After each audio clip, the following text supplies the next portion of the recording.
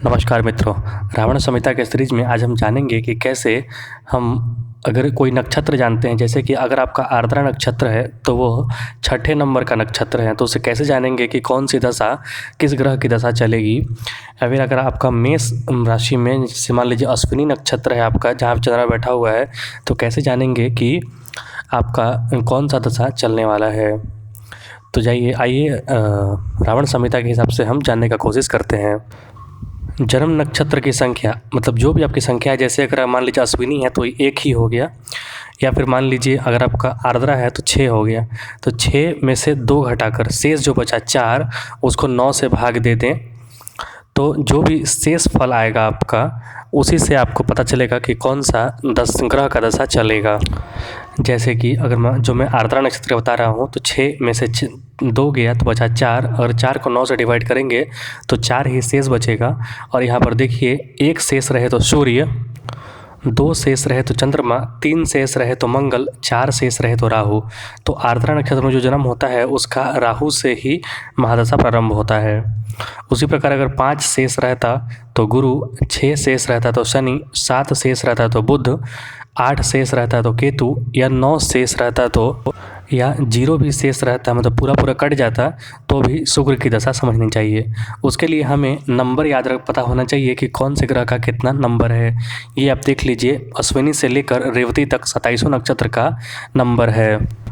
अब जैसे अगर आपका जन्म धनिष्ठा नक्षत्र में हुआ है जो कि 23 नंबर में आता है, तो उसमें से 2 घटाइएगा तो बचेगा 21, और उसको 9 से डिवाइड करिएगा तो शेष बचेगा 3, रिमाइंडर बचेगा 3। तो 3 में आता है मंगल, मतलब कि मंगल की दशा आपकी जन्म के समय से प्रारंभ होगी। और उसी के बाद मंगल, फिर राहु चलेगा, फिर आपका गुरु चलेगा, फिर शनि, फिर बुध चलेगा। इसी प्रकार चलता है। तो एक तरीका ये भी हुआ, और एक तरीका और होता है कि आपको सीधा याद कर लेना होता है कौन सा नक्षत्र किसका किसका होता है। मान लीजिए आर्द्रा नक्षत्र में जन्म हुआ है किसी का, तो सीधा अगर आपको याद रहेगा कि आर्द्रा का स्वामी अगर राहु है तो राहु से प्रारंभ होगा। अगर आपको याद नहीं है तो आप ये टेक्निक अपना सकते हैं।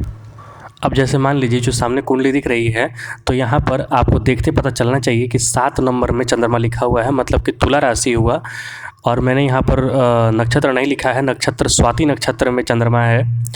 तो स्वाति नक्षत्र जैसे ही मैंने बोला, तो आपको एक टेक्निक से याद होना चाहिए कि स्वाति का स्वामी जो है वो राहु है, तो राहु के नक्षत्र में जन्म हुआ है। अगर ऐसे नहीं पता तो अभी जो मैंने टेक्निक बनाया उस पर ध्यान दीजिए। जो स्वाति नक्षत्र है उसका 15वां नंबर आता है, तो टेक्निक के हिसाब से 15 में से 2 घटाना है, बचा 13। 13 को डिवाइड कीजिए 9 से तो रिमाइंडर बचता है 4। और वो जो टेक्निक बनाया था उसमें बताया है मैंने, उसमें 4 नंबर में राहु आता है, मतलब कि आपके जन्म से राहु की महादशा प्रारंभ होगी। आइए अब एक जीव के बारे में जानते हैं, स्लोथ बियर।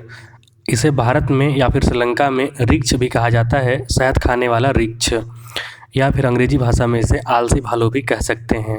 ये जो आपको फ़ोटो में दिख रहा है यही है। आप बताएंगे कि रामायण में कौन सा चरित्र इससे मिलता जुलता है, तो इसका उत्तर है, रामायण में रिक्षपति कहा जाता था जामवंत जी को, जो कि भालू की प्रजाति के बहुत बड़े मतलब राजा माने जाते थे। रिक्षपति उन्हें कहा जाता था, रिक्षों का राजा। तो यही हैं। और इनका एक वीडियो अभी आप सामने देख रहे होंगे, देखिए एक वीडियो जिसमें कैसे एक जगह पर एक रिक्ष, मतलब ये छोटा रिक्ष है, ये बड़ा वाला रिक्ष नहीं है इसके प्रजाति, इसका भी अलग अलग प्रजाति होता है। जब ये रोड क्रॉस नहीं कर पा रहा था तो इसे रोड क्रॉस कराया, और इसने किस प्रकार ग्रेटफुल मतलब कि अपनी कृतज्ञता व्यक्त की उस व्यक्ति के प्रति, ये आप देखिए तो आपको पता चलेगा कि जानवर भी अगर आप उनकी मदद करें तो वो कृतज्ञता व्यक्त करते हैं, धन्यवाद देते हैं। लेकिन एक इंसान ही होता है जो जिसे आप मदद करें तो मतलब अधिकतर इंसान जो होते हैं वापस पलट के काटने के लिए ही दौड़ते हैं। मिलेंगे नए वीडियो में, बहुत बहुत धन्यवाद।